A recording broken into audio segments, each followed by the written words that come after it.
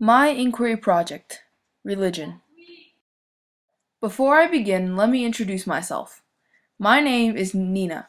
I'm 13 years old and I'm an 8th grade student attending Shanghai American School. My father is Chinese and my mother is Serbian. I grew up in America for most of my life but moved to Shanghai 2.5 years ago. So now that I've introduced myself, let me introduce Microcampus. Microcampus is the chance to step outside of the bubble and outside of your comfort zone. It is a chance to become more adaptable to new surroundings and to be more responsible. It is an opportunity to become independent and to solve problems. It expands your intercultural understandings and ensures that you have a positive impact on the people and area. It also encourages self-discovery and learning more about others. Inquiry projects require each student to choose a topic of high personal interest. They require interactions with locals and help increase your knowledge of Xizhou. Also, it greatens the impact that Microcampus has on us. Here is my journey with religion. In order to follow my journey about the religions in Xizhou, one must consider my thoughts and knowledge before the trip, my discoveries during the trip, and where I stand now. Let's begin with my opinions and experiences before the trip. I had lived in America for most of my life. Being a child, religion is something I did not talk about with my friends, and adults avoided the topic with me. I had never thought about religion, yet I always questioned why people do the things that they do, and why people believe in Santa Claus. So, I was getting pretty close to questioning the topic of religion. My family was, and still is, agnostic. We do have a spiritual aspect in life, but it does not include a higher being or a required set of practices. In Serbia, I would go to the church to light candles every weekend, but I never knew what it meant. Also, I only saw what my parents wanted me to see. They wanted to shape me into a globally minded child, but they wanted to do it slowly, as to not shock me. So I lived with my blind side facing religion. When I came to Shanghai, my opinions were greatly impacted by my parents as they discovered new things, and my teachers, who tend to have very interesting opinions. They surrounded me with their thoughts, and being exposed to them for 8 hours a day, 5 days a week, I began to think like they did.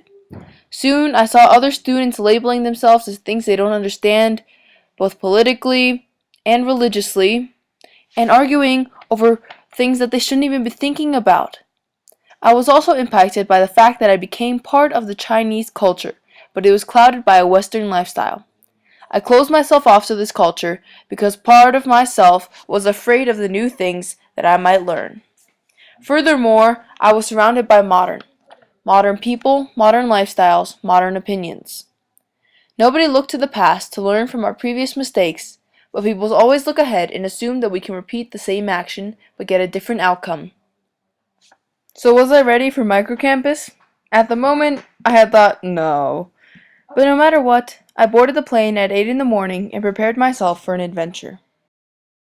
My experiences during the trip greatly impacted my opinions.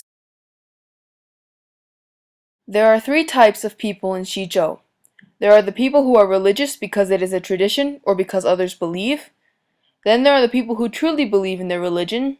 And then there are the people who do not believe but manage to accept religion. Under 2 categories come the different religions present in the area: Bunju, Muslim, Buddhist, Taoist, Christian, and Confucianist. There were 3 experiences that especially impacted me. One of these experiences was with a man named Yan Chong'an. Yan Chong'an became religious in 2004, and he is Buddhist. I learned a lot of things from this man, as he told me that as long as people do good things, have high integrity, and respect others, it doesn't matter what religion you believe in. He also said it is not in his place, nor is it in my place, to judge others based on their religion or anything else. Another one of these experiences happened with a woman named Miss Lee. Miss Lee is an atheist and does not have a specific religion. She told me something very interesting. She told me that there is no way that religions cannot conflict. It happens within family, within friends, and it has to happen between religions. This taught me that even though religions are different and they can get along, we will have obstacles to overcome.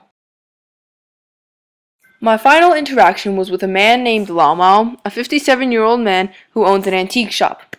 He taught me that people should not judge others based off of their religion, and to do so is not morally correct.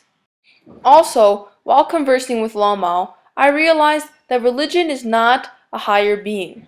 Religion is a belief in your morals. Everyone has a religion. Overall, I took away 3 things from this experience.